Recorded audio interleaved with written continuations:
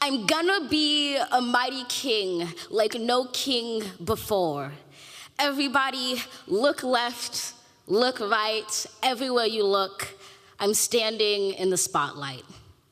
These were the words that I repeated to myself as I walked into the LA audition room where 100 other girls were trying out to be Nala on Broadway in New York. The air smelled of Hollywood and desperation. You know, it was crammed with these monster mothers and the savage children. You have no idea. These kids are like little demons. They'll step the foot out to trip you. They'll be doing pirouettes around just to show off, randomly just do a backflip because they can, whatever.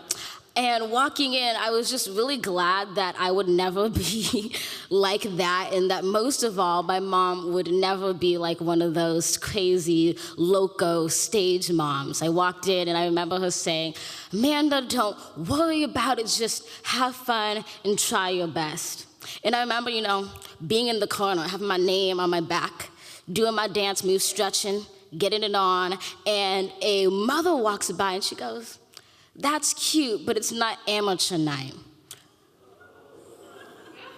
Yes, my mom snapped. She went, "Hell nah." I know that lady didn't say that to my daughter. The lion of the king grew out. All of a sudden, it was just no lines drawn, yelling nasty comments at the other girls like, "I'm sure you other white girls didn't get the memo, but Lion King takes place in Africa.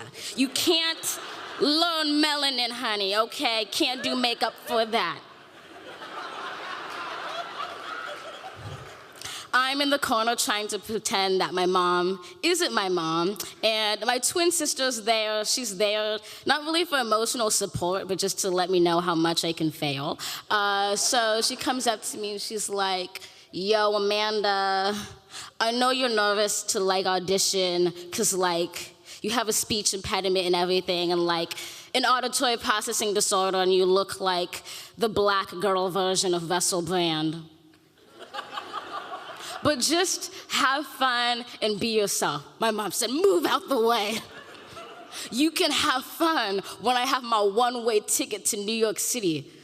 "Mom, what about being myself?" "Being yourself won't get mommy, Amanda, to the Lion King. Amanda, come over here. There's something you need to learn. You need to put yourself out there. So when you see the casting director, tell him you've already menstruated. You're post-pubescent. You won't grow. You'll look 9 for forever."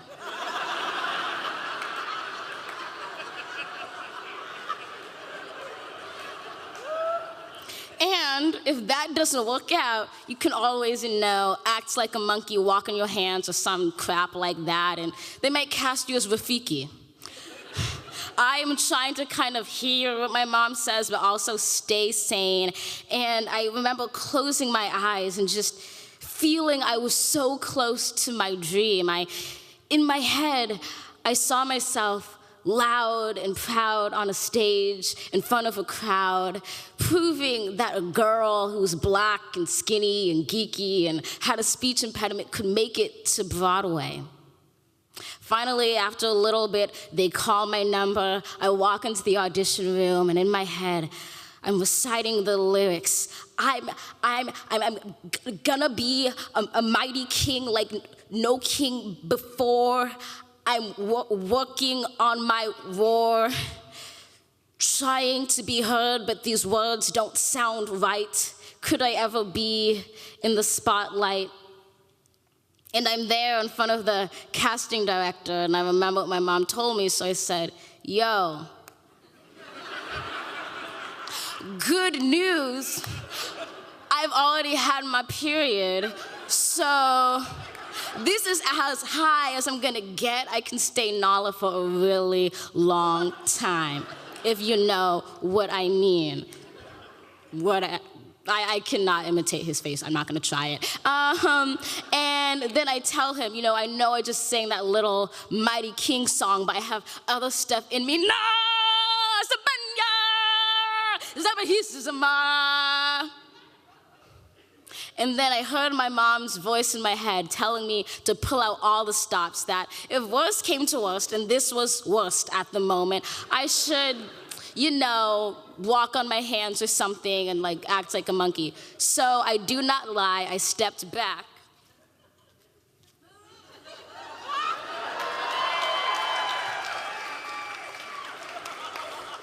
And walked on my hands out of the audition room. True.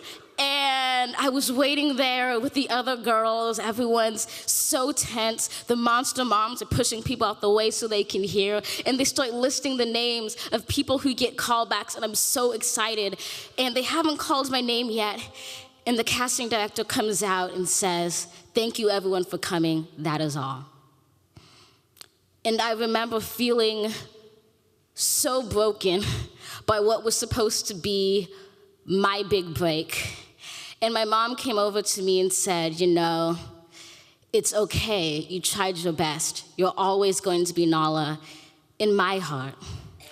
And part of me was so glad to know that I would never be like one of those girls who made it to Broadway, because I would still make it here. I'd still make it to now, being loud and proud in front of a crowd on a stage where I know I am a mighty king, mightier than before. I might be working on my roar, but look left, look right. Here I am tonight in the spotlight.